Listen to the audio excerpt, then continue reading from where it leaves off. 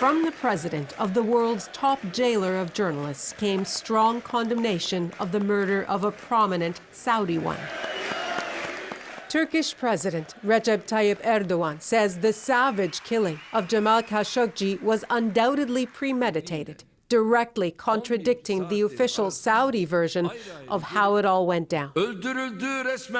Why has the body of someone who is officially said to be killed not yet been found, he asked. Erdogan echoed details from leaks to the Turkish press since Khashoggi entered the Saudi consulate on October 2nd. That a Saudi hit squad came a day before killing him, forensic specialists, even a body double, that someone disabled the consulate's cameras. And now, word today that Khashoggi's belongings may have been found in a Saudi consular car, according to Turkish media. But Erdogan's wasn't quite the tell-all speech he promised. To critics, it smelled of deal-making between regional rivals behind the scenes. I feel that this political crime has actually become politicized. And now the situation is this. The crime is between Saudi Arabia, Turkey, and the U.S. to resolve. And I just hope that there is no political deal that would make Jamal Khashoggi forgotten forever. Erdogan did raise some hard questions. Who gave the order to kill Khashoggi? Saudi Arabia says he was killed in an altercation. The king promising again today to hold whomever is responsible to account. Widely accused is Saudi Crown Prince Mohammed bin Salman, or MBS. In a whole other world today, the image-conscious prince is thronged by admirers at a major investment conference, boycotted by several countries, including Canada, over the killing. The terrible acts reported in recent weeks are alien to our culture and our DNA.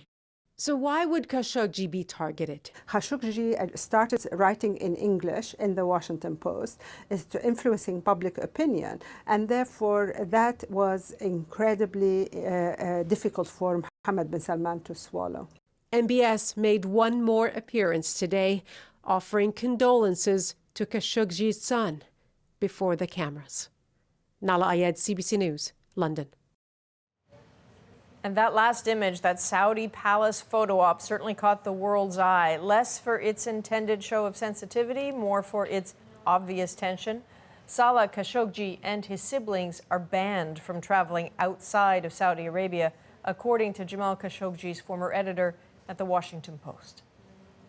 Meanwhile, the United States took a step to punish Saudi Arabia, announcing it is revoking visas of Saudi officials said to be connected to Khashoggi's death. Some of those suspects are already under arrest.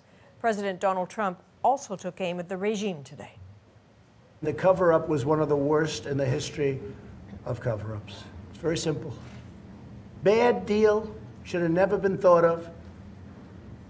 Somebody really messed up. When asked about whether to keep doing business with the Saudis, Trump said he'd let Congress decide.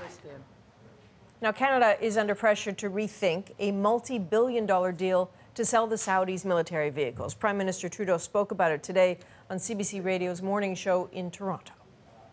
If we're willing to sell armed vehicles to a country that chops up a journalist in its own consulate, what would stop us? I mean, that's where we can use export permits, and we can make a determination on that. But at the same time, I do not want to leave Canadians holding a billion-dollar bill because we're trying to move forward on doing the right thing. The agreement to sell hundreds of light armored vehicles to the Saudis was approved by the Conservative government in 2014.